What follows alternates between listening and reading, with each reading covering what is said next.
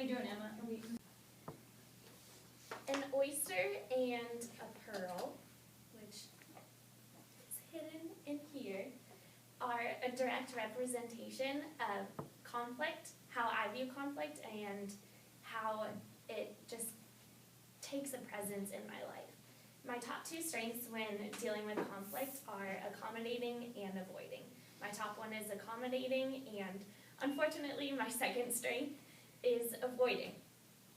So through this class, we have all learned the pros and the cons of all of our strengths.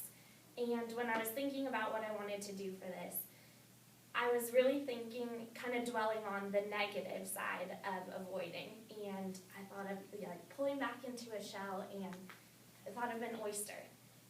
And also, I thought of the fact that in this class, we are coming to view conflict as more of a positive thing. So I wanted a contrast of the negative and the positive. So jumping into kind of the explanation of how pearls are produced. So an oyster lives at the bottom of the ocean, and sometimes a piece of shell or an object, a different object, will get stuck inside the oyster, and that is actually what produces the pearl. That is the conflict. The oyster starts to produce this slimy liquid that covers the object because it is avoiding the issue that has come up inside. It is completely avoiding the fact that there's a shell inside of it. It could easily open up and get rid of the shell, but no, it decides to keep it and avoid the issue at hand and cover it up. It's also accommodating to this piece of shell in there. As I explained before, it's very easy to get rid of it, but no. It would rather, as Thomas Kilman said, they use the word self-sacrifice in describing accommodating, and that's exactly what the oyster is doing.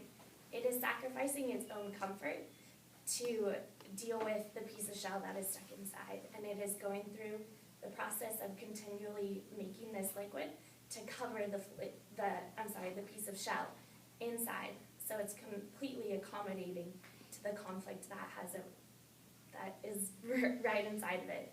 So I chose this because those are my two strengths, and I also chose it because I want to focus on the positive side of accommodating rather than the negative, and I want to focus on the fact that I don't want to avoid conflict as much.